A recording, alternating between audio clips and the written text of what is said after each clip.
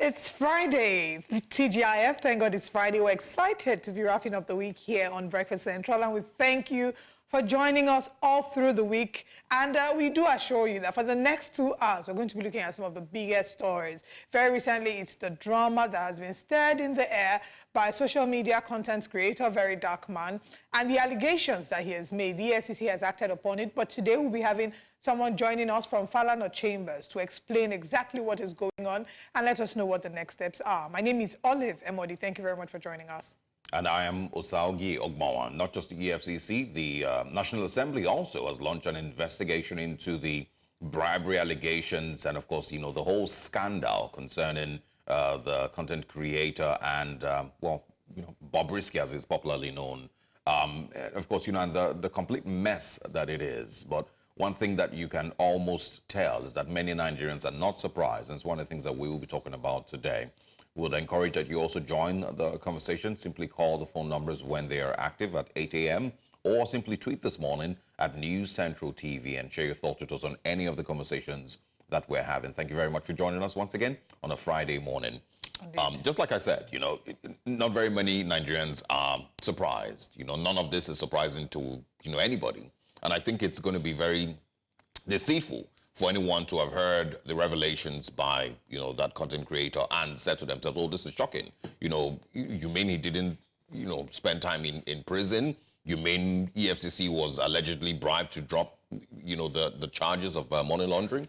Not very many people were surprised when they heard it. And if you even see the reactions from a few people that I've seen, you know, a lot of them say things like, oh, of course, we knew he wasn't in prison, and all of that. So, and for me, that really just is a clear picture of the dysfunctional state that we seem to have accepted that Nigeria is, which is how we know that there's a lot of abnormalities that exist in our society.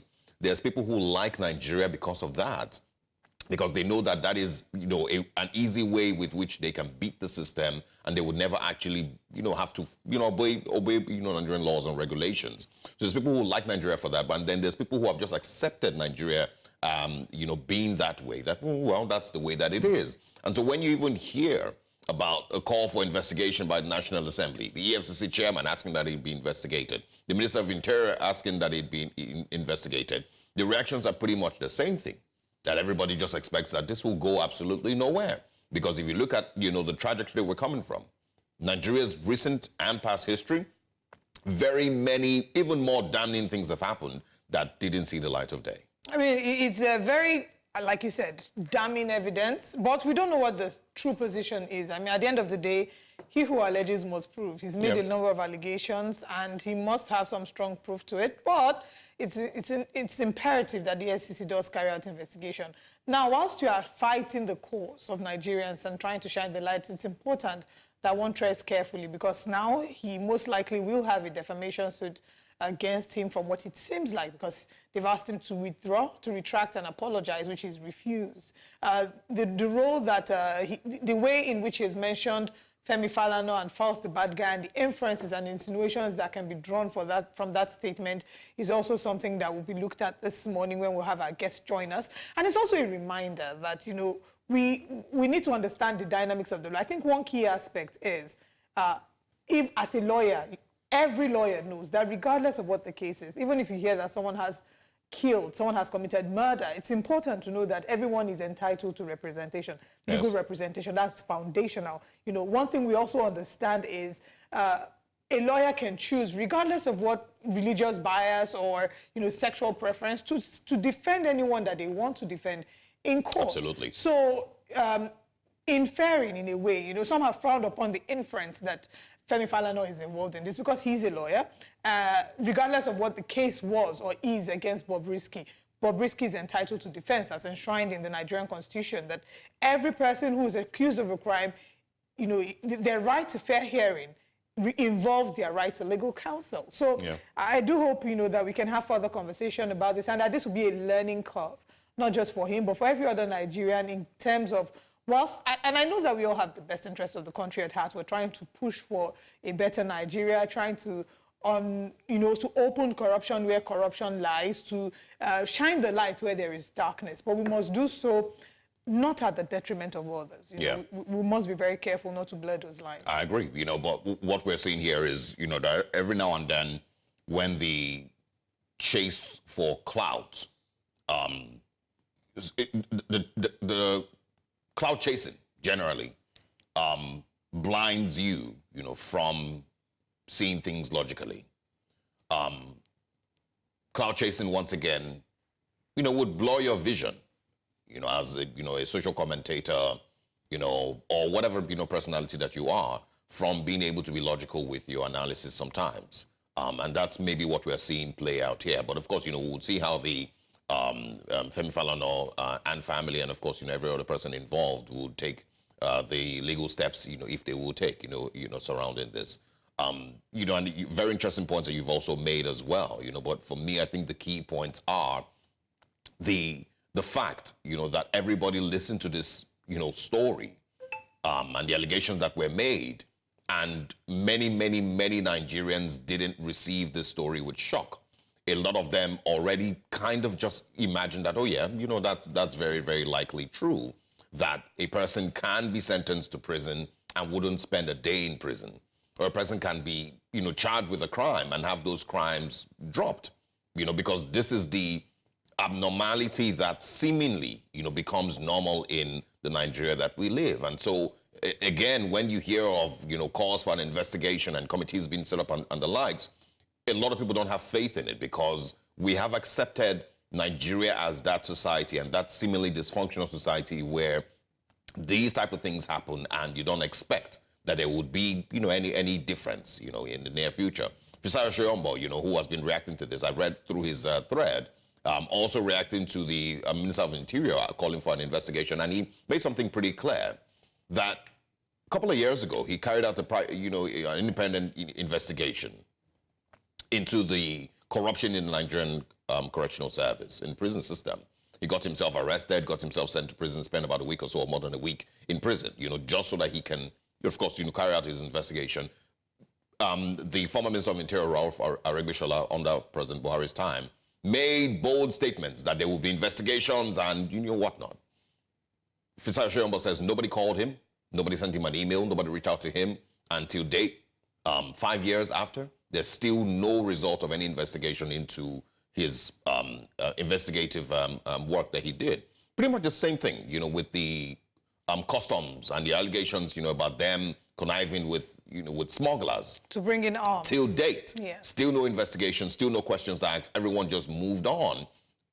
And that's what I'm pointing out here, that is the kind of society that we live, where everyone just kind of accepts that, well, that happens. Oh, yeah, I mean, there's nothing strange with that. The current governor of Zamfara State is accusing the former governor of Zamfara State of aiding bandits.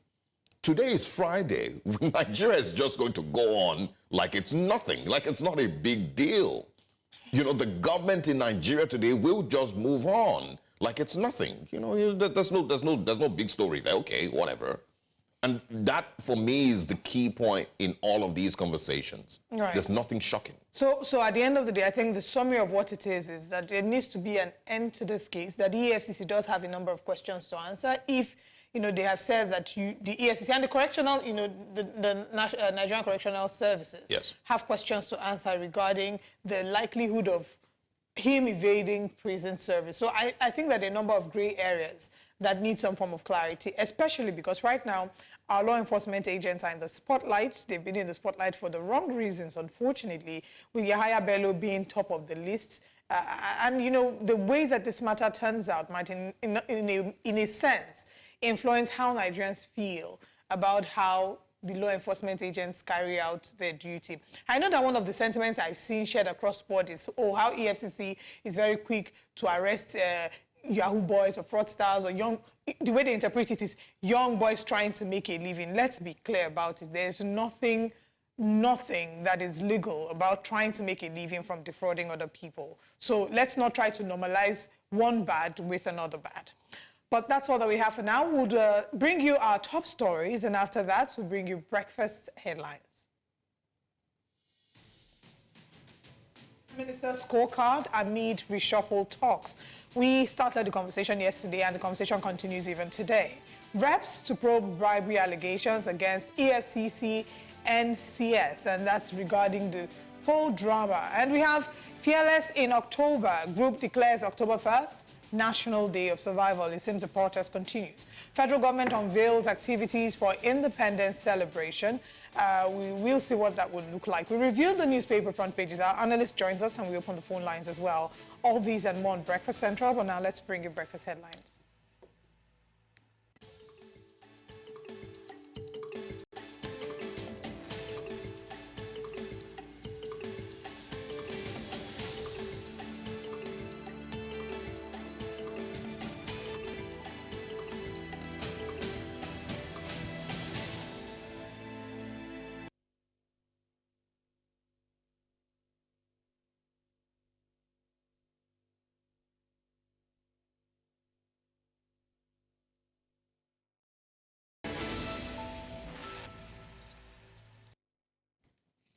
Well, let's begin breakfast headlines with updates on the ongoing 79th United Nations General Assembly. The Kenyan President William Ruto says as some nations are increasingly choosing unilateralism and militarization over dialogue and diplomacy, the them versus us mentality has escalated tensions and eroded trust in the global multilateral system. He said this on Thursday at the 79th session of the United Nations General Assembly. According to Ruto, sophisticated cyber attacks on critical infrastructure and climate change are increasingly fueling instability and conflict around the world. Meanwhile, Sudan's army chief has raised the alarm at the United Nations that months of war in his country could spill over into the region, and he called for international pressure to be placed on paramilitary forces he is fighting. Abdel Fattah al-Burhan, speaking at the 79th UN General Assembly in New York, called on the international community on Thursday to designate the Paramilitary Rapid Support Forces, RSF, as a terrorist organization and to target its sponsors outside Sudan's borders. And the president of the Central African Republic, Faustin Archange Touadera, has expressed gratitude to the United Nations for the role it played in lifting of sanctions and embargo on the moving of diamonds. He said this on the podium of the 79th UN General Assembly in New York. Touadera said that the theme for the debates, leaving no one behind, acting together for the advancement of peace, sustainable development and human dignity for present and future generations, resonated with the ideals of the Central African Republic. To you, the gratitude of the Central African Republic and my country's full support, as well as the support of the government. We support your various initiatives which seek to make the United Nations a place where the efforts of nations come together. As you know, on the 30th of July of this year, the United Nations Security Council decided to lift in its entirety the unjust, illegitimate and iniquitous arms embargo that had been imposed on the Central African Armed Forces. Meanwhile, Malawi's President Lazarus Chakwera says he declared a state of disaster every year in the last 3 years because of climate change. He said the time is now to stem the tide of devastation inflicted on the globe by global warming. Speaking at the general debate session of the 79th UN General Assembly in New York, Chakwera said that climate change can only be effectively tackled with multilateral cooperation, as no country can do it alone. The Malawian president revealed that a fifth of the nation is left without food for the rest of the year as a result of worsening weather conditions. And now let's, of course, head to the side events of the ongoing 79th United Nations General Assembly. Global Business Africa Initiative brought together influential African leaders from government, business, and civil society to explore economic opportunities across the African continent. Notable speakers on Thursday were the former Vice President Yemi Osinbajo and Director General of the World Trade Organization, Okonjo-Iweala. While speaking, pointed out different and several challenges affecting trade in Africa.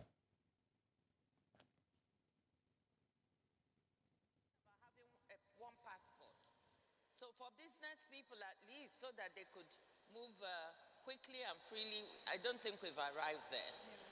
some of the major infrastructure projects that could link countries, and here's where you come to trade, they're still on the drawing board.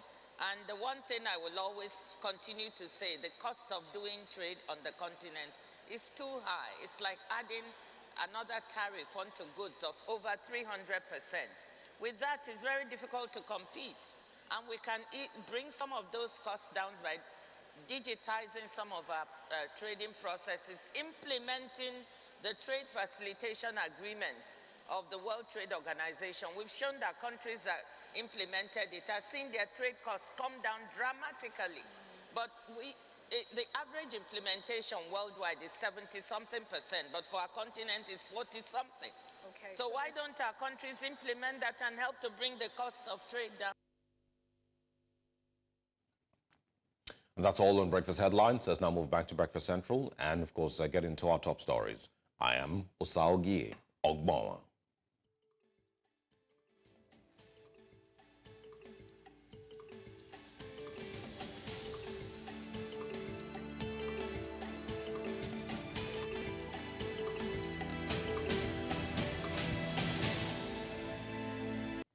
Nigeria's government has kick-started activities lined up for the nation's 64th anniversary celebration.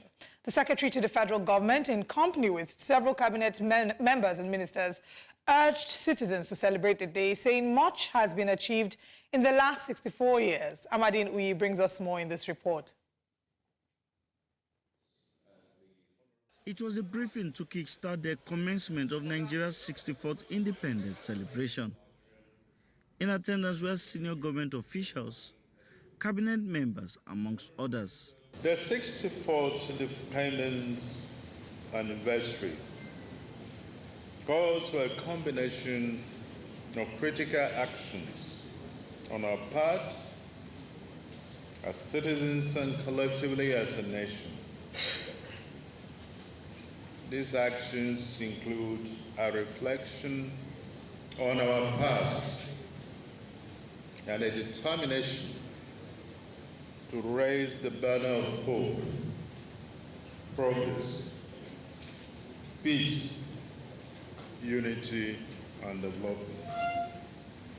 The Secretary to the Government of the Federation, while reflecting on the journey so far, urged citizens to celebrate the nation's democratic odyssey. We must recognize with pride our journey to a stable and broken democratic sovereignty, which has spanned 25 years since 1999. Other cabinet members present took time to highlight key achievements in their ministries. In 1960, there were 45 million of them. That was the population of Nigeria. Now we are fivefold. There are 230 million of us. Not surprisingly, demand for government services, infrastructure, financing to fund education, health services, and compete with other nations have grown significantly. In a landmark move, President Tinubu has taken a decisive step toward implementing local government autonomy by seeking a verdict from the Supreme Court. This action demonstrates his administration's commitment to a deep-rooted restructuring of the country, enhancing governance and development at the grassroots level, and also promoting effectiveness and accountability at local government level. We are addressing the design of our roads based on the subsoil and the water table. And the funding is also a challenge. But in the ingenuity of Mr. President, he has introduced renewed hope infrastructure funding, where a number of projects are migrated into this funding program. So what we did and what we've done for the last 10 months has been to develop a program, a curriculum, a new curriculum that will involve, integrate knowledge, skills, trades and values. The independence celebration, which comes up on October the 1st, will have the president give a State of the Nation address. In Abuja for News Central, I am Amadine Uyi. Well, thanks to Amadine Uyi for that very interesting report. But is there going to be is there going to really be celebration for 64? I mean, the government can celebrate, the citizens celebrating, and that's what's important. You know, the government can set up, you know, a big banquet, you know, and host members of government, you know, bring primary or secondary school kids. They all wear the one unity fabric. Yeah, exactly, wear their unity fabric. Everybody can do that. It's up to them. But are Nigerians celebrating? Well, you know, and for me, that should be what is important. If they really don't focus on that, you know, it's you know, once again, just, you know, a waste of time. At least core members will most likely be celebrating, seeing as they started to get the 77,000 allowance, I think. There's well, not much to celebrate there. Fingers either, crossed. But, all right, stay with us to go on a very short break. When we come back, we're getting into more conversations this morning on Breakfast Central.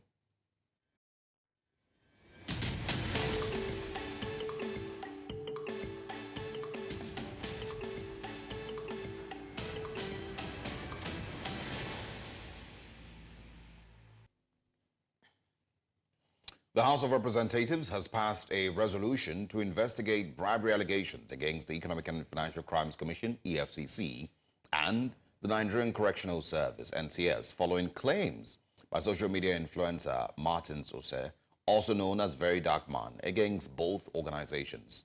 Martins alleges that the EFCC dropped the money laundering charges against Idris Okuneye, who's also known as Bob Risky, after receiving 15 million naira.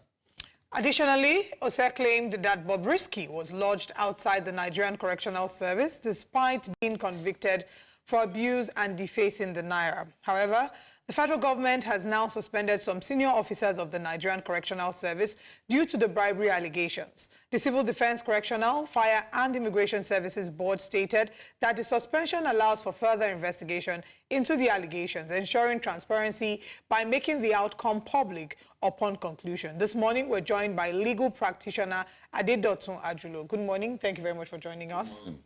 All right. There's another angle as well to the conversation that was brought in where celebrity Faust the Bad Guy was mentioned, as well as his father, Leonard S.E.N. Femi Falana. And joining us to discuss that, we have Senior Associate Falana and Falana, Principal Partner F&F Legal and CEO of Folk Consulting, Folakemi Falana. Thank you very much for joining us from the UK. Good morning. Good morning. All right, so we'll begin this conversation, you know, talking about the reports. According to unconfirmed reports, there are names of suspended officers that include Michael Anugua, Deputy Controller at Corrections at Medium Security Custodial Center, Kirikiri, Lagos State; Sikiru Adekunle, Deputy Controller of Corrections at Maximum Security Custodial Center, Kirikiri, Lagos State; and we also have Ogbule Samuel Obinna, ASC Second at Medium Security Custodial Center, Afikpo, Ebonyi State, for allegedly escorting a convicted inmate outside the facility. Iluafunsi Kelvin Ikechukwu, Deputy Controller of Corrections at Medium Security Custodial Center, Kuje, Abuja, for allegedly receiving money on behalf of inmates. So we'll start the conversation this morning with Adedotun Ajulo. Before we bring in Folakemi into the conversation, let's talk about this whole drama, you know, and the allegations. There have been strong allegations that have been made by Martin Ose, popularly known as Very Dark Black Man, and your thoughts regarding these allegations. Oh, well, the issue I have around the so-called allegation and everything that's been happening so far is that most often, as a nation, we get things misplaced. We also said allegation flying around the social media. But when you look at the approach that is coming from the parties involved, talking about EFCC, talking about even the Ministry of Interior, talking about Nigeria Correctional Facility, you can see that we are headed nowhere as far as this so-called allegation is concerned. Let me start by saying this. The person, the very dark man who made this allegation, I'm aware that an invitation was extended to him, and he has said, I'm not coming. Now, one thing Nigerians should not forget is that the so-called conversation between Idris Okuneye and another person, a third party, the so-called allegation, the so-called call recording was between Idris Okuneye and somebody different from, who's different from Very Dark Man. We don't know how Very Dark Man came about this call recording. So, and this same person, invitation has been extended to the person to come around to say, okay, come and help us so that we can try to unravel all that you said. And this person came on the media to tell you he's not coming. Well, I believe Oshe must have gotten some form of legal advice. Because in the first place, EFCC have been alleged alongside Idris Okuneye. The question is, what is EFCC investigating? They might have forgotten. They remain Economic and Financial Crime Commission. In this case, they should not be the one to investigate themselves. I'm happy that the National Assembly launched a probe into what must have transpired. However, all of these things have always been with us, talking about the so-called allegation. And to come from the angle of a lawyer, I will tell you simply that I know that when you are entering a plea bargain, naturally, when you are entering a plea bargain, your count charges or whatever it is are amended. So you don't need, that is what happens naturally when you are entering a plea bargain. Let's assume you have like 9, 10 count charges. And the moment you enter a plea bargain, the first thing to do is to amend such charges. So you don't need to pay anyone in order to have those charges amended. However, I see us heading nowhere, like I've stated earlier on, because the parties involved, I think they are all just interested in this social media, whatever it is, than the core issues that underline whatever it is that might have been expressed so far. So, I mean, the invitation to Very Dark Man, to come for, further investigation, and if he says he's not coming, do you think that, shouldn't that be left for the EFCC to pursue, or not? If he chooses to not come, it's left for the EFCC to decide. It's within his right to say he's not coming. Yeah. If EFCC doesn't have the right, we have authorities to say whatever it is that they want to. We have authorities to say that they can only investigate financial crime. No, but EFCC should also be able to investigate corruption allegations within its system, shouldn't they? Well, as it is right now, they should not be the judge in their own case. All right. Let's bring in Fọlákẹ́mi Fálànà into the conversation. But before that, we have a clip, the clip that has caused this whole drama. Let's take a look at the video that was made and posted, an excerpt of the video that was made and posted online by Very Dark Man, and then we bring in Fọlákẹ́mi into the conversation. I'm a very big influencer. I have over 5 million followers on my Instagram. So my Facebook, and they're paying me on my Facebook every month. So I'm okay. So they were like, all those money cannot still make me buy a house of 450 million naira in Pinnock, where I'm staying in Chevron, blah, blah, blah, blah, blah. The shah put the money laundry shah. They charged me to court. So when they charged me to court, we had to beg them that, okay, if they want to remove the money laundering, how much would they collect? They said we should go and bring 15 million that they will remove the money laundering. Unfortunately, we can't take all the whole clip now, but there was, of course, the clip where Faustin bad guy was mentioned, and there were certain allegations that was also made about Leonard S.A. and Femi Falana. And today we have Fọlákẹ́mi Fálànà once again joining us. Thank you so much for joining us. I think the question that I'll be asking first will be your reactions to this when you first heard the story. Your reaction first as sister to Faustin the bad guy and daughter to your father, of course, Femi Falana, and of course, as a lawyer with Falana and Falana. I think my initial reaction was obviously not to take it seriously because unfortunately the way social media works, people say things, a lot of people say things. And a lot of times people say things that aren't true, that they're saying for clout, for attention.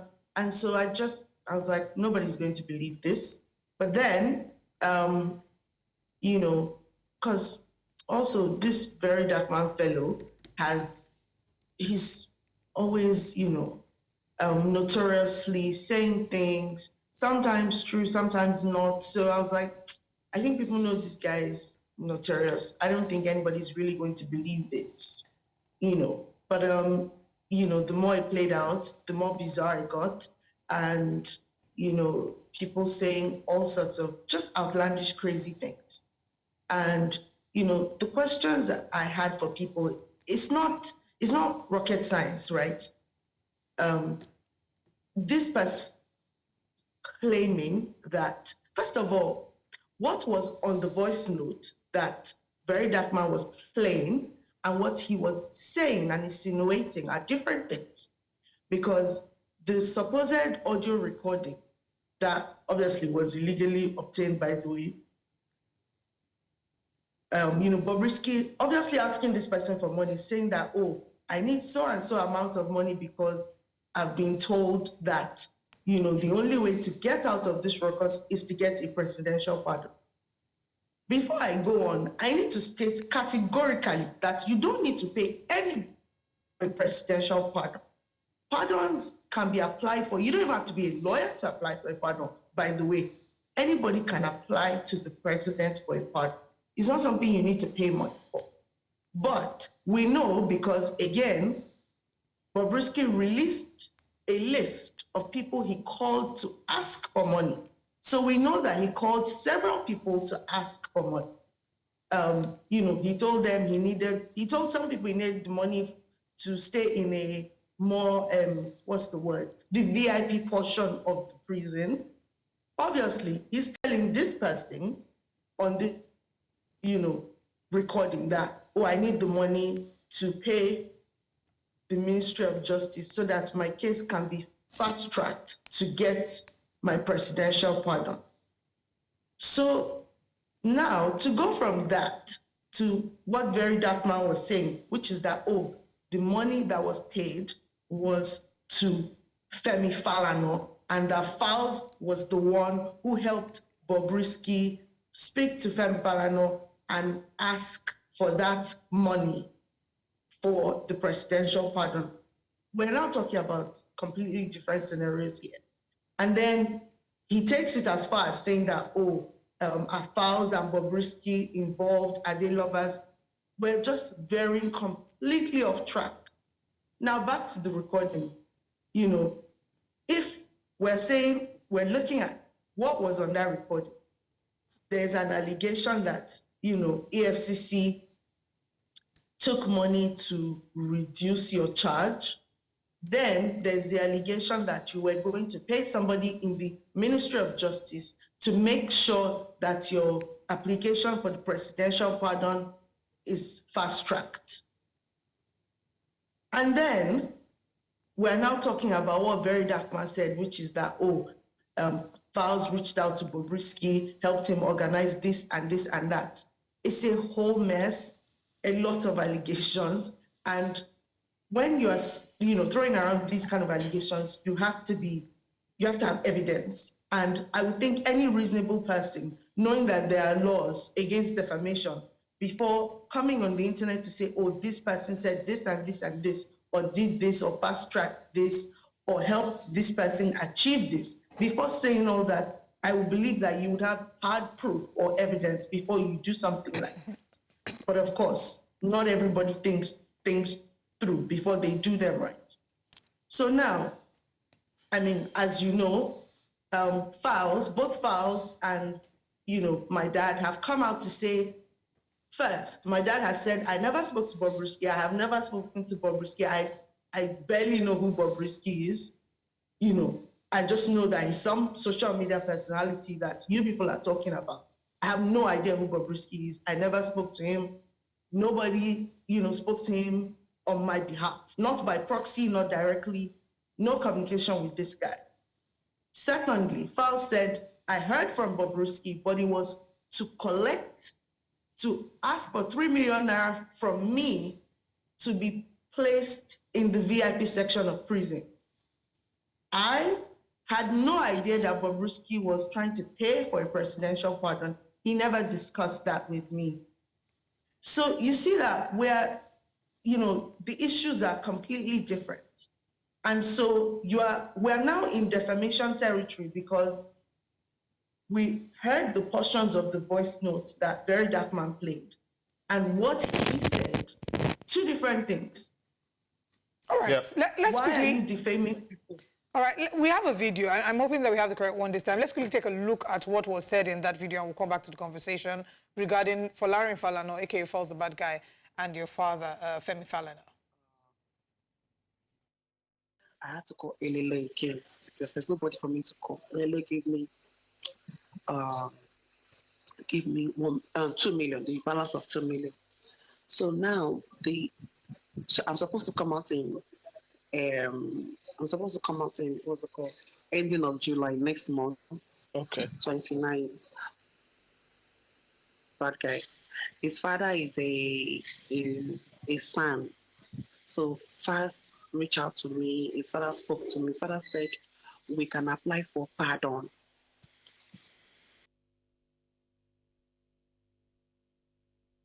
This is not really the full video. I remember that at some point he had said something in line with asking, why Falz was in a way maybe supporting him and saying something in the line of Falz's song. That's, of course, quoting the line where he talked about people criticizing homosexuals. Some of the reactions that we've seen to that is people saying that he did not outrightly call him that, and he did not outrightly say that they had a thing. So talk to us about your claims, what Falana and Falana is asking. You've asked for a retraction of that statement, and you've asked for an apology, which it doesn't seem like you'll be getting. So talk to us about the defamation aspect to it and what the next steps are, seeing as there might not be any apology. I mean, again, speaking about the defamation, he clearly said, our Falz and Bobrisky involved. We don't have all day to dissect the video, but if anybody has time, go on the internet, the video is there. He said at some point in the video, are Falz and Bobrisky involved? And then he quoted the portion of Falz's song where Falz talks about persecuting homosexual people. And he said, oh, is this why you released that song? What are Falz and Bobrisky doing together? Are they involved? So there's no confusion as to whether he insinuated that or not. Now, we wrote him, gave him the opportunity to retract the statement and apologize. Instead of apologizing, he came back online, did a video saying, I did not, I could never insult, first of all, on his previous videos, he said, Femi Falana, I'm disappointed in him, how can he be involved in this, blah, blah, blah. And then he comes back and is like, oh, I really respect Uncle Femi. I can never insult him. Somewhat doubling down, but also not apologizing. It wouldn't have cost you anything to say, okay, maybe I got a bit carried away. I didn't get my facts right, and I didn't mean for this to cause all this ruckus. I'm sorry. 2 seconds would have cost you to do that. But of course, you're chasing clouds, you're trying to maintain, a persona, you want the attention, that's okay. Obviously, the next steps that we're looking at is, going to court, because at the end of the day, people work really hard to build their reputations, and you cannot just wake up one day and decide because, you think you're popular on the internet, you are going to come and throw all that hard work away. All right, kind of hold on. Let's go back to Mr. Ajulo. We need to go on a break in a bit, but let's go back to you. Are you familiar with Idris Okuneye? Well, I'm very, very familiar with Idris Okuneye. Okay. In the voice recording, would you confirm that that was his voice? Well, that would not be my place to confirm that solely. All right. Hold on. Let's go on a very short break, and when we come back, we will continue this conversation. Stay with us.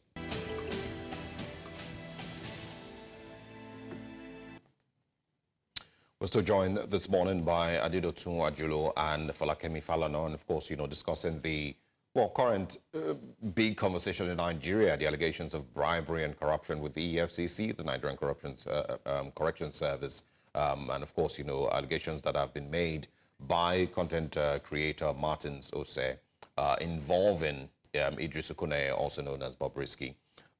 Just before we went on a break, I was asking Mr. Ajulo, the voice that you heard, is that a voice that you're familiar with? Well, like I've said, we're in an era of so much improved technology, and it will be quite suicidal and unfortunate for anybody to be basically linking a voice that you just heard randomly to. So you cannot confirm or deny if that was voice? It's not even my place to deny or confirm that such. But we should all bear in mind that we are in an era whereby technology plays a lot of manipulation around us. So you can't say for sure that that's his voice? Well, I wouldn't say so. I wouldn't say so. Okay. All right. And also, can you... Okay. Yeah, I mean, I wanted to go further, on the...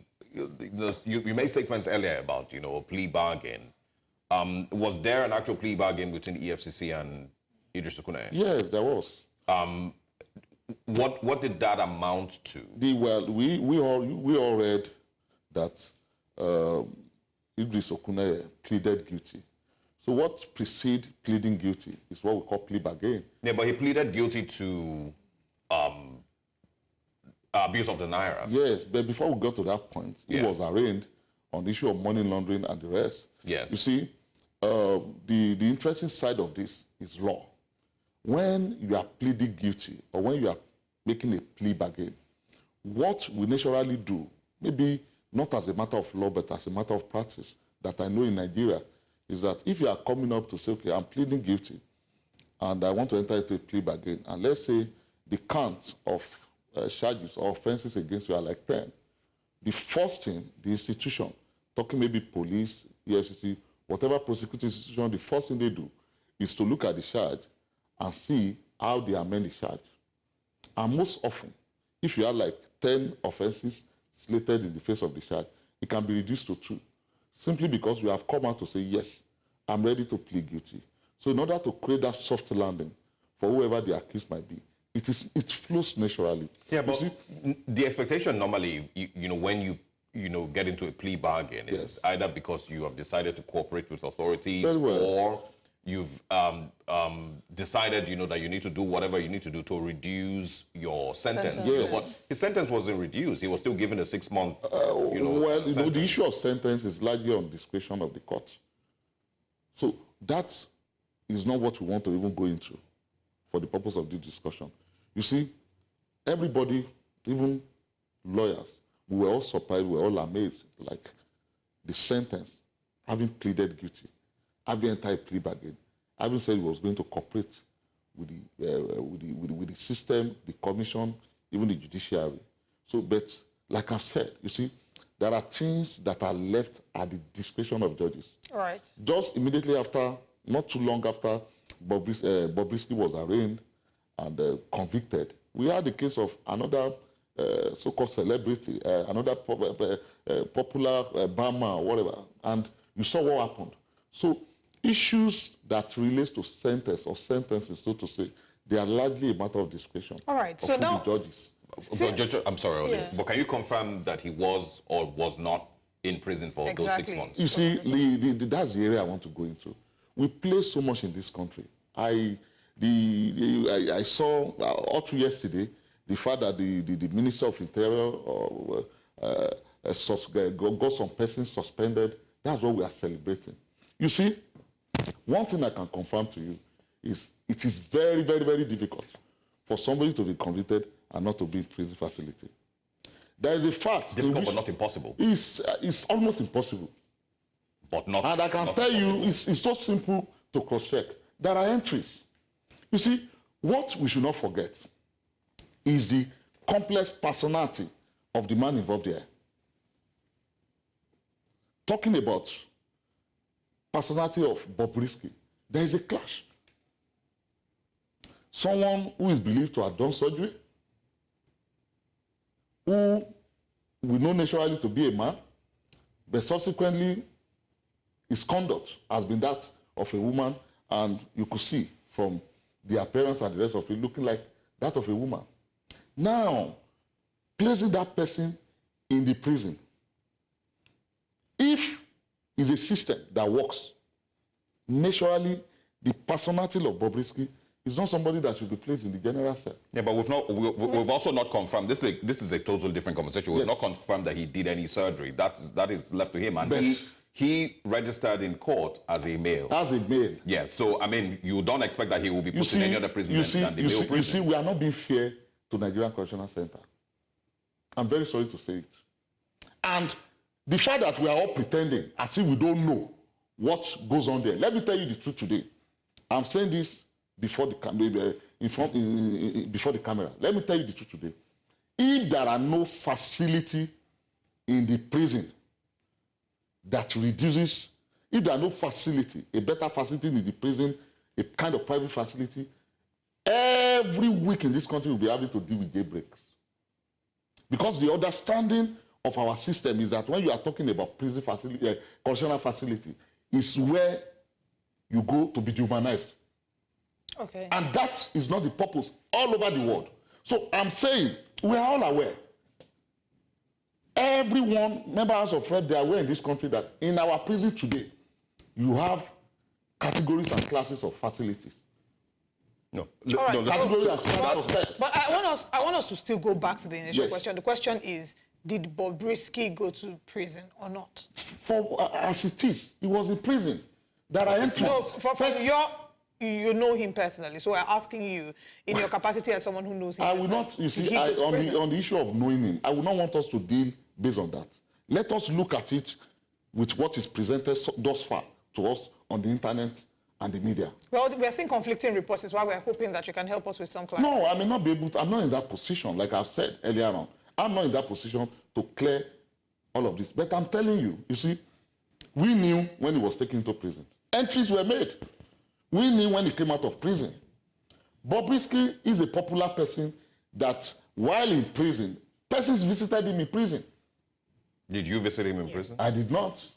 Okay, so you can't really confirm that he was there for the 6 months. Well, I'm saying it is almost impossible. It is almost impossible for someone to be... So if you can't confirm, not fully impossible. it's not fully impossible. Well, it is almost impossible. All right. Seeing as you can't help us deal with that likelihood of him having been in prison or not, and It's that's very delicate. Who do you think can confirm this for us? That's why you have the privilege to get into. They are just basic things you acquire from the system, from the prison itself, Kirikiri Correctional Center.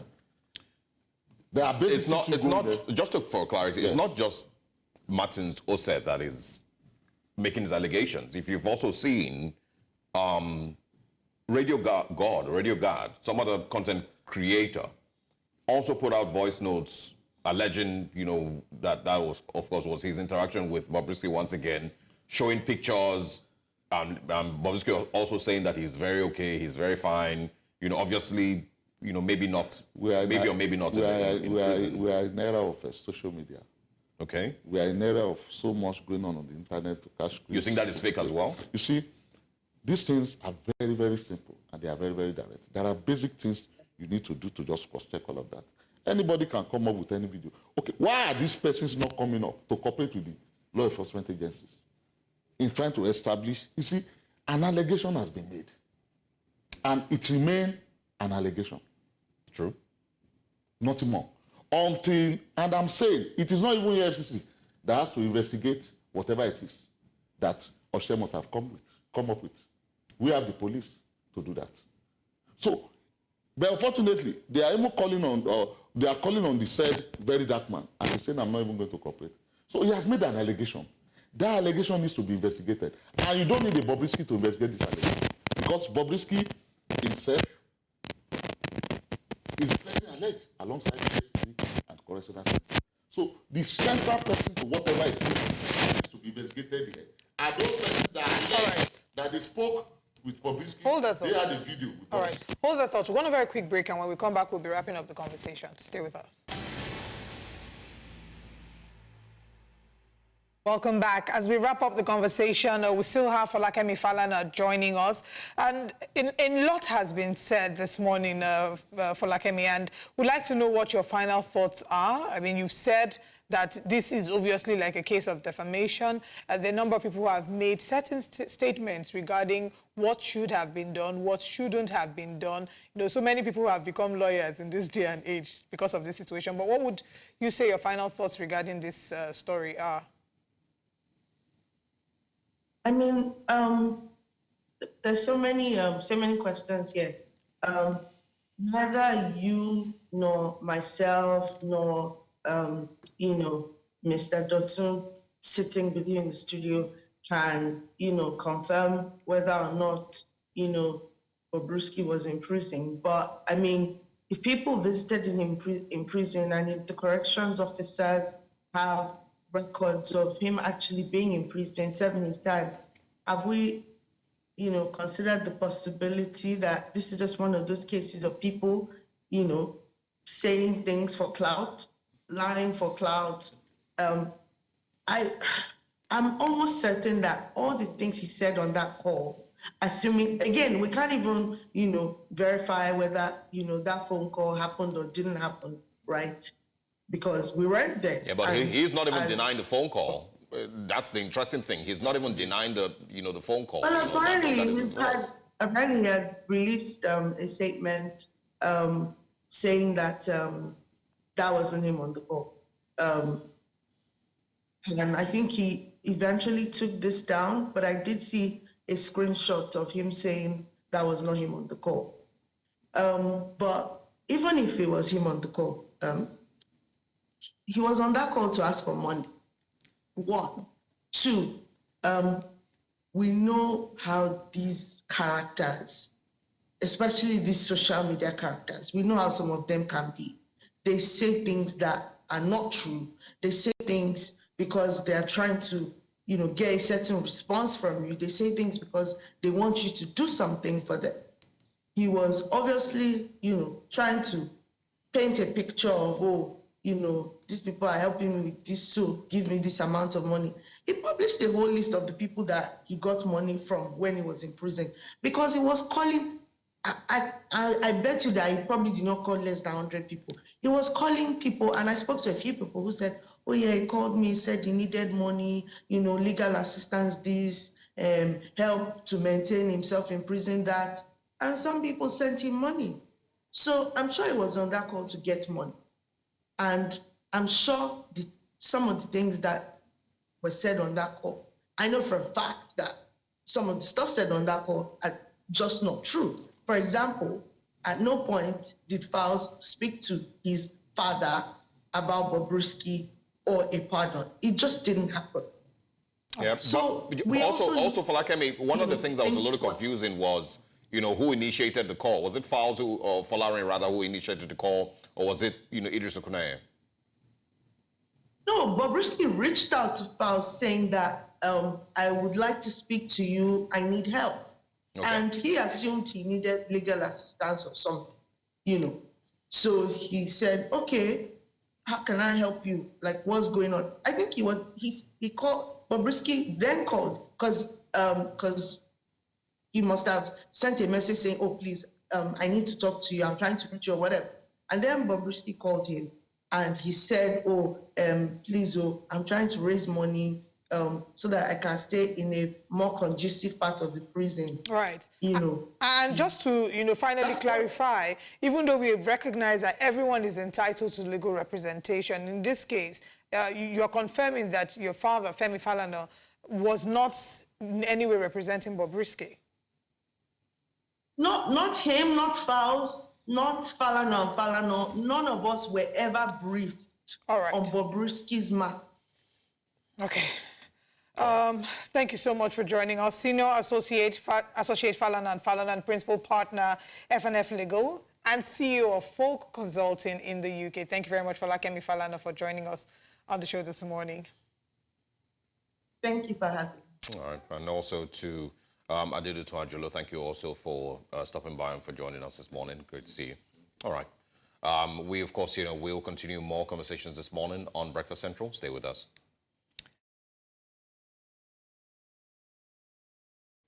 Well, I mean, just to keep the show going, President Bola Tinubu is set to shake up his cabinet. And, of course, ministers are reportedly lobbying hard to stay in the president's good books, with some of these people rather, seeking help from President Tinubu's allies and associates for a soft landing.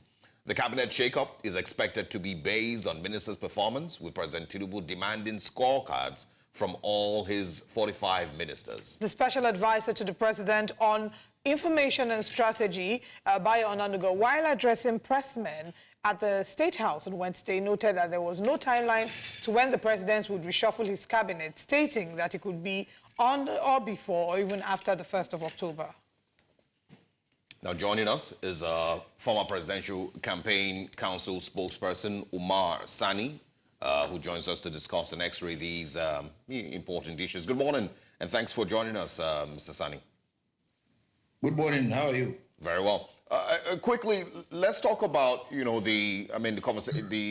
rumor, or rather the statements that the president will reshuffle his cabinet. Generally, right? Would you say that it is time for a reshuffling based on the performance of these 40+ ministers that you've seen in the last 1 year plus? Well, let me start by saying that to me, I believe that the cabinet is very huge. For about 46 ministers are too huge, for the country to absorb. However, it will have been very difficult to really be able to assess their performance, based on the fact that their responsibilities are shared. A particular ministry has branches where previously it doesn't. For instance, we have the Ministry of Agriculture, and then we now have a new Ministry of Livestock, and so forth. So, and they are supposed to be the same ministry.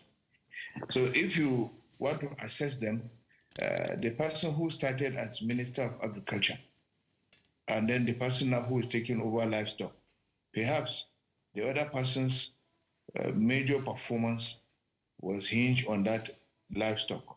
He had done a lot on livestock, and now the ministry is no longer under his control.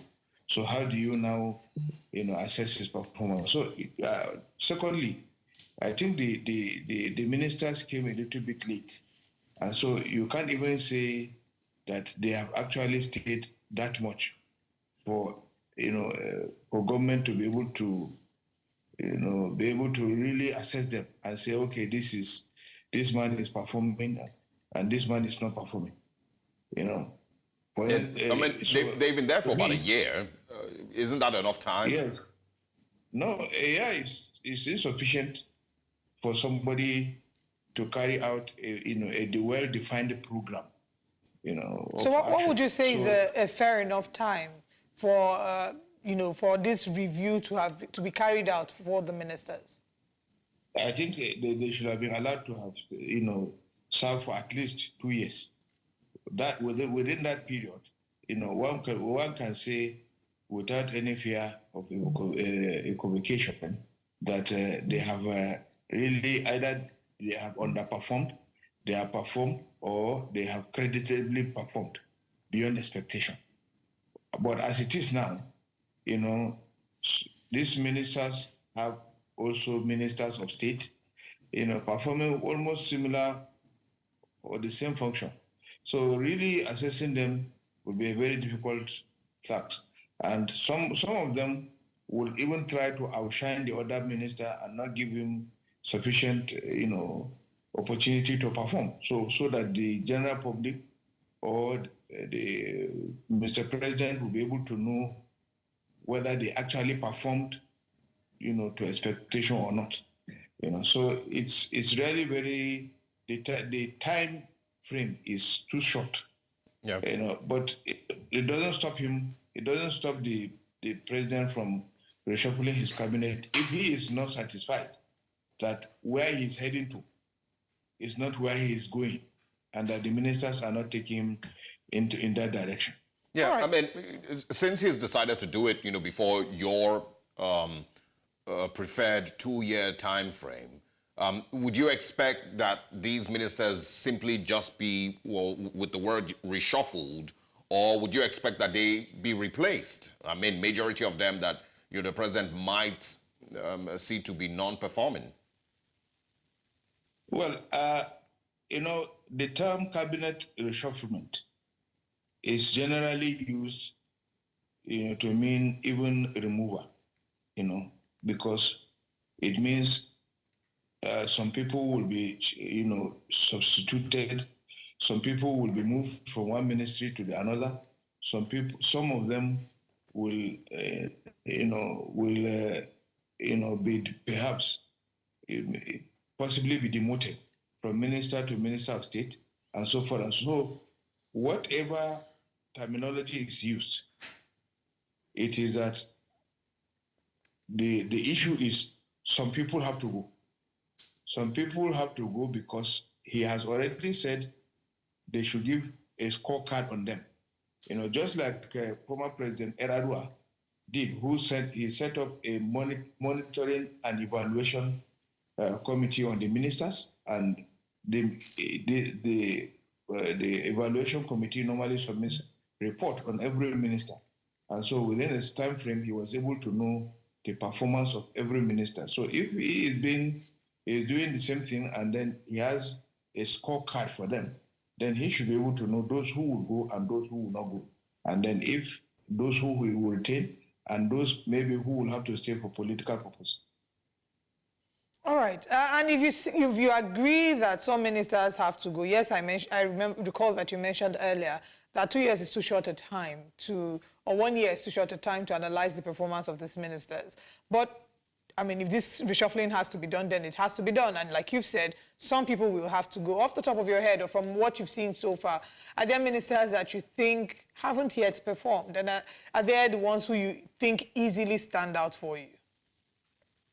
Well, personally, my area of concern is the principle upon which the APC Renewed Hope agenda stands for, which is to improve the economy, to fight insecurity, and to fight corruption. Those areas where we have ministers who are supposed to be doing that are areas that have strong reservations on their performance. For instance, I still wonder how the coastal route from Lagos to Calabar should be able to cost up to 15 trillion naira. That is too exorbitant. So that should be investigated because the corruption element there cannot be quantified.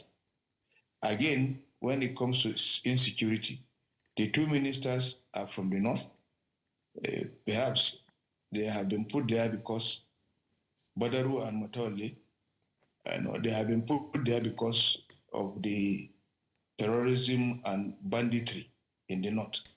But how far have they been able to cope these twin issues, insecurity issues? And a minister who is supposed to be Minister of Defense also has to understand other areas, not only his own geographical area. There are insecurity in the southeast, there is militancy in the south, and so forth and so on. These are all issues of insecurity. And then you just pack two northerners and then you put them in a particular place. I think that has not addressed the general insecurity in the country. Again, when you look at the economy, the Minister of Finance has been so silent. We have not been seeing some of his reforms coming out to look at the economy critically and to say, okay, perhaps the economy is picking up. Every day the prices of things are soaring and so forth. So you really don't begin to, as a layman, begin to look at it that there is any performance when the lives of the people, have not changed in any way. possible. Then, of course, you take a critical look at other areas of corruption. Has corruption abated, or has it, gone higher? These are issues that we have to look at, and look at the ministers who are supposed to handle those areas, and be able to address them squarely. All right. Apart from that, I don't think I have any other issue as regards the ministers, because, like I said, it is too early to assess them. All right. Umar Sani, thank you very much for joining us this morning. We'll see what steps the president and the presidency will take with regards reshuffling his very, very large cabinet. Thanks for your time this morning. We'll speak with you again. Thank you. All right. And, of course, we keep the conversations going this morning. Just bear in mind, that the quality of persons that are appointed into these positions, along with the drive that is felt from the top, which is Mr. President himself, is, are some of the determining factors as to whether ministers will perform or not. A lot of people don't believe that the presidency or the government itself looks like it is encouraging ministers to actually be on their toes all the time. But we'll see. Let's take a very short break. When we come back this morning, we are, of course, getting into the newspapers, and you're welcome to join us.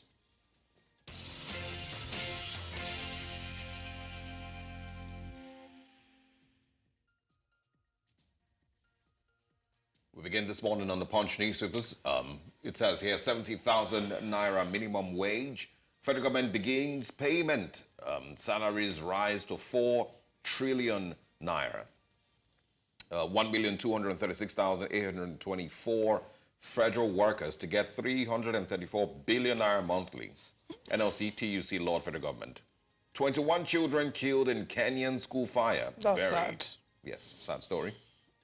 Also, Edo North Senator Adams Oshomole congratulates Okpebholo, wants Obaseki probed.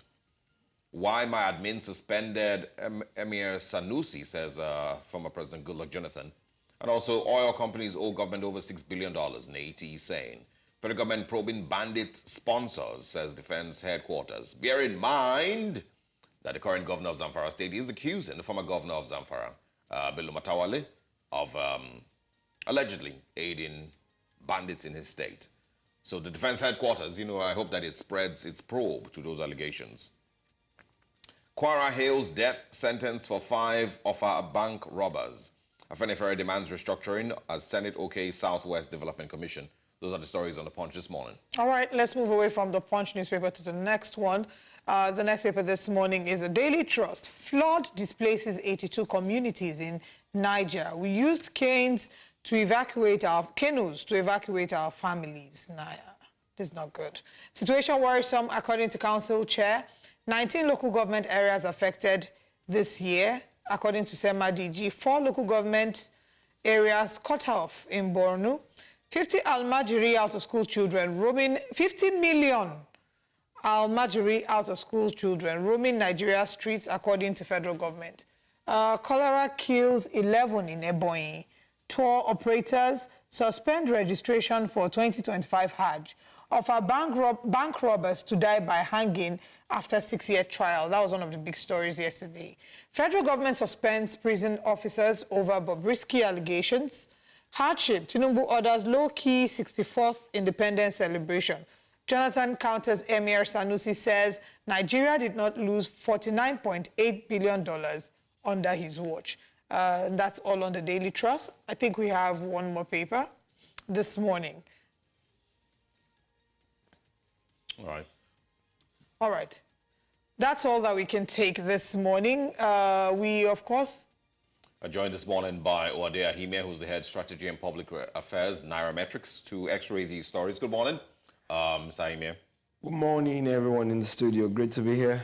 Good to have you. All right, let's quickly just start with the story on the Punch, where it says here, federal government begins payment of 70,000 naira minimum wage.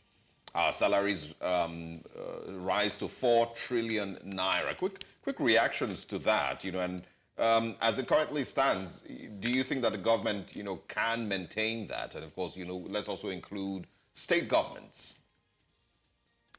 Well, I hope they can. This 4 trillion is a large amount, which is going to hit the government coffers all across the three sectors of the government, and we know that that's about over 100% increase from 30,000 minimum wage. We know that some states have not even been paying the 30,000.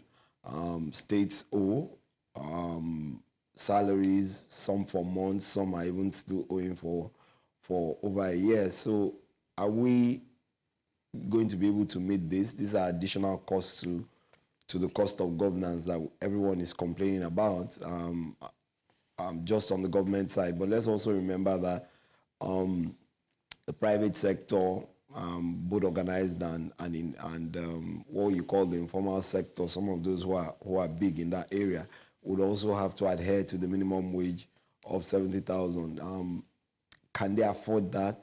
Cost of business is already extremely high. Electricity, logistics, you name it. So let's see how it goes. But the good thing is it's been approved. It kicks off effective September 1. So we hope that at the end of the day, we're not going to hear more stories of states not being able to pay this 70,000 as minimum wage, as agreed by everyone.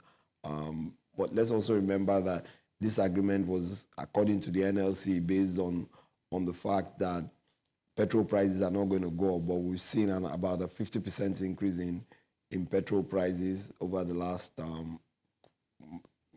couple of weeks. So how does that affect the 70,000 that is going to start effective the end of September? These are things we need to consider, and the government has to look into, because the cost of living is continually going up and hunger just seems to persist. All right, now speaking about cost of living going up and hunger persisting, on the front page of the Daily Trust, Chief Tinubu orders low-key 64th independence celebration. What it is, 1st of October is around the corner. It's next week, Tuesday. Do you get a sense of what that day would look like here in Nigeria for Nigerians? Well, you've heard the president and what he said, that he wants a low-key celebration, the same way he did for May 29, although he had to do the May 29th and Democracy Day on June 12th, though he had to go for that parade. So I don't know how low-key it was, but let's see how it goes. We know the flooding issues that we're currently contending with in Borno and now in Niger State. We don't know how many more states are going to get affected by that with the flooding. So really, I just presume that it's going to be low-key for most Nigerians. Like we said earlier, the cost of living is going up, although they'll tell you, the government will say GDP is grown slightly, inflation has dropped slightly, but is that going to continue, and how persistent will that be? The Monetary Policy Committee, MPC, just raised the MPR by 2% or 200 basis points to 27.25. So exactly where are we going to be? Because the cost of borrowing is going to go up, which invariably affects every other aspect of doing business. We know that the big players in the industries who are already complaining with regards to the cost of doing business are crying again. We also heard not too long ago that there is a possible increase in electricity tariffs for Band A. More and more people are being moved into Band A. Electricity it's been a bit stable in the last few months, but how do we pay for all this? Petrol up, electricity going up, interest rates have gone up again. Well, I guess we'll just have to have a low-key October 1, and that's what the president is asking for. Yeah, I mean, low-key October 1, I mean, it almost, you don't even need to ask for it. That's what it's going to be. Nigerians generally across the country at this point cannot have anything that is not low-key if they would even celebrate anything at all. So the president doesn't even need to ask. That's exactly what it's going to be. And unfortunately, that's what it has been for the last couple of years. 2024's low-key celebration is not going to be the first one. We've had low-key celebrations for at least the last 5 or even 6 years. Next year doesn't promise to be not low-key. I don't want to call it high-key. It's a sad situation. Quickly share your thoughts, on the controversy concerning the Nigerian Correction Service, EFCC, 50 million naira bribery allegations, leaked voice messages or voice phone calls rather, and the likes. What's going on over there? So I guess this is a good thing that is coming out.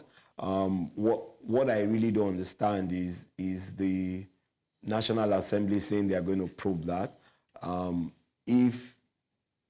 If an issue in terms of bribery has come out, then the right institution to do that will be the police to investigate that and come back and say whether it was true or not. And that's the reality. If it affects the EFCC, the head of the EFCC should also set up an investigative team within the FCC to investigate the truth of it. But why is he in the news? Maybe it's because it's Bobrisky and the amount that we're talking about is quite large. But we hear this every day, and at the end of the day, it's swept under the carpet.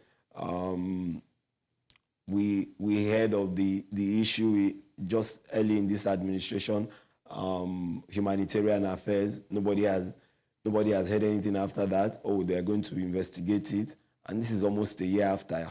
And we still haven't heard that anybody has been charged or the investigation has been closed. So in my own opinion, this is just another headline on the newspapers to divert our attentions from the reality of the fact that people are hungry, cost of living is gone up, electricity tariff is going up, petrol prices have gone up.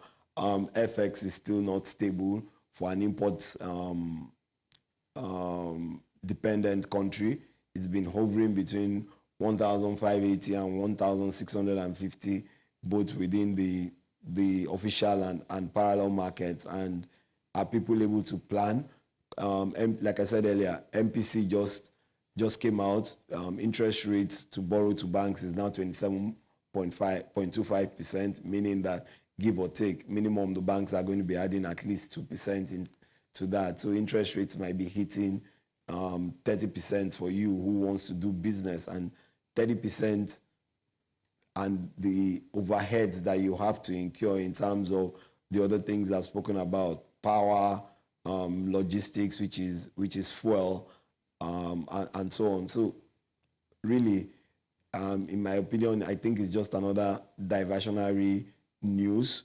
Why? Maybe because it relates to Bobrisky, but a bribe is a bribe, which is, if it's proved or the investigations are carried out and shared amongst the public. The thing about a number of all these things, and which we all continue to say and talk about, is we throw these sensational headlines, and at the end of the day, nothing comes out of it. We still haven't been able to locate the whereabouts of the former governor of Kogi State, who is wanted and has a ransom on his head. This is almost 6 months, if not over 6 months, and we're talking about another bribery scandal that affects the EFCC and the prisons. Yes, they suspended a few people, but I guess that's where it just ends. Like you said, and a number of Nigerians have shared that sentiment as well, that there's still hunger in the land. And unfortunately, this hunger will not be celebrated on the 1st of October. In fact, the likelihood of a protest, from what we've been hearing, and which is another conversation that we'll be having this morning. Uade Ahimie, good morning. Once again, thank you very much for joining us, and we look forward to having you next week. Thank you for having me in the studio. Have a great weekend, everyone. You as well. We want a break, and when we return from the break, we're going to be having a conversation about October 1st and what it's looking like. Stay with us.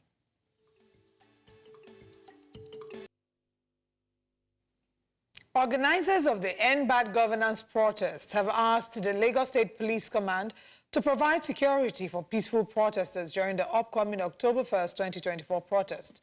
The police had invited key members of the Take It Back movement for a meeting to discuss issues of national interest. However, the group proposed a virtual meeting, citing concerns that its members were outside Lagos. The October 1st protest aims to highlight the economic hardship in Nigeria caused by fuel price hikes, increased electricity tariffs, and inflation. The movement claims that none of the demands from their previous demonstrations in August have been met, including the reversal of fuel subsidy removal, reversal of fee hikes in public institutions, and review of the Constitution. And joining us is National Publicity Secretary of the African Action Congress, Femi Adeyeye. Good morning. Thanks for joining us. Thank you very much for having me. Good morning, Nigerians. All right. I mean, a lot of people who are currently hearing about the proposal for a new protest, would argue that, these people are just wasting their time. If you see the reaction to the previous protests, and of course, they have also attested to the fact that, the government didn't necessarily even answer any of their requests in the previous protest. So would you agree, that this one is just another waste of time? All right. For us, we keep saying, and it's actually a mantra everywhere by activists and revolutionaries, that the price we pay for liberty is eternal vigilance. We are not going to sit back and watch this economy continue on this trajectory. And so it is not going to be a waste of time. The people who are wasting their time are those who are postponing the day of judgment, and I mean the ruling class. You cannot beat a child and then tell the child not to cry, or determine when the child would cry, or determine where the child would cry, as in the case of several court orders that were first of all pushed forward, that Nigerians can only protest in some designated areas and all of that. So you cannot force Nigerians into hardship and then you just expect them to keep quiet. So it's not going to be a waste of time. Those who are wasting their time, like I said, are the ruling class. They are only postponing the day of judgment. But from October 1st, a new round of protests would happen across the country and even outside the country to restate our demands. And by this time, we have 17 demands. 15 demands were actually democratically selected from a poll organized by the leader of our party, Comrade Okonjo-Iweala, on his ex-handle. And Nigeria stated some of these demands. It was not from the head of anybody. Nigerians were the ones who said, okay, these are the things that we want. But now we've added two to it, one of which is that all bad governance protesters who are languishing in prison must be released unconditionally and immediately because they've committed no offense. We cannot have a society where activists are being hounded like this, where they are being arrested, detained, yet you have criminals, the real ones who do the crime. They are nowhere to be found. Just in the case of, you just mentioned, I think you were discussing with the last speaker, the bribery allegation of Bobrisky and how he was not in prison and all of that. So we live in a society where people who expose crime, they are vilified.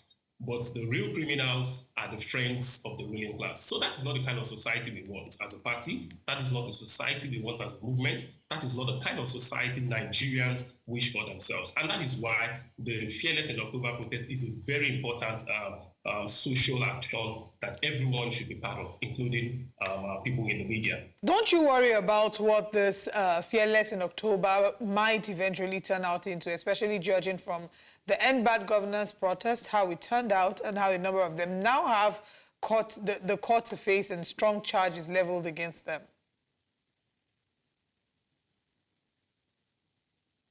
We would not run away from these cowards, like we call them. They are the ones who continue to make these simple requests. They continue to make them seem complex. And they try as much as possible to also criminalize the genuine, agitations of Nigerians. What were people asking for? End hardship, reverse this fuel subsidy removal that has, plummeted the economy. Reverse this policy of floating the naira in an import-based economy. It's not going to work. There is no, in fact, the people who are selling these ideas to them, these economic policies, they don't do that in their own country. Do you get? So they are the ones who continue to make these things look complex and criminalize, the genuine agitations of Nigerians. But for us, we will not give up on these agitations just because a few persons are trying to protect their interests. And that is what Nigeria is about. The majority of us are protesting, asking that this country works, while there are just a few of them, are making sure that they hold this country in the jugular. So we are not afraid of whatever they are going to do. What we are saying is that Nigerians should troop out in their numbers. Troop out in their numbers. I don't know if you've seen the circular by the police and how they described Nigerians in that circular, in that memo, as unscrupulous elements. It's there. I sent it to one of your reporters. The memo from the police is saying that some unscrupulous elements want to protest. So the Nigerian police is regarding, Nigerians who are protesting hardship as unscrupulous elements. It's going to tell you the kind of idea, the kind of spirit that runs this kind of society. But for us, we won't sit back and watch these people criminalize protests. We won't sit back and watch them continue to plunge this country into a police state and a total state capture. We'll be out October 1st and we'll call on all Nigerians. And as a party, we are supporting this totally. We are, in fact, completely. And this one is going to be very comprehensive. We have also written as a party to embassies, in the country to restrict, to impose a visa ban on all these violators of human rights. Do you expect to see Nigerians actually come out on the 1st of October? Definitely. Nigerians, and that is why we target Fearless in October. The fear that they tried to instill in Nigerians from August 1st did not work. And that is why they are not trying that tactics anymore. Before they would have sent out DSS to start picking up people. They would have sent out a memo, to scare people. Even in a place like Lagos, they said they are going to do Oro, the traditional worship and what have you, to just scare people from. But people still came out during the last protest. So it's to show them that those tactics of, scaring people, trying to create some kind of panic in the society, it's not going to work.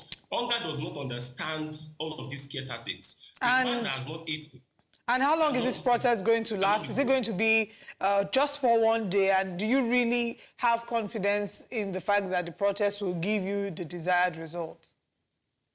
And that will be left to the people we are, demanding all of these things from. The results and everything will be left to them if they are actually ready to accede to these demands. But this protest is going to be comprehensive and it's going to be total, borrowing the words of the Nigerian Labour Congress, how they use it whenever they want to now strike. So it's going to be comprehensive and it's going to be total. Nigerians are going to troop out their numbers to express how they feel about their own hardship. It is not what, like the DSS explained to say, described and said there is alleged hardship in the country. There's nothing alleged about the hardship in the country. This is a breakfast show. All right. I put it to you. You can do a study after this. How many Nigerians have actually had breakfast this morning? Or can even say this is what I have as planned for my breakfast? There is serious hardship in the land, and as a political party, we would not sit back and watch our people suffer. But just to quickly clarify, how long is this protest scheduled to last for? And that's why I said it's going to be comprehensive, total, until we win. This is not. Oh, so it's not like it's going to be for 5 or 10 days or 15 days. No, and it's going to have different fashion. There are different style of protests you are going to see starting from October 1st, 2024. Different styles. I can promise you that.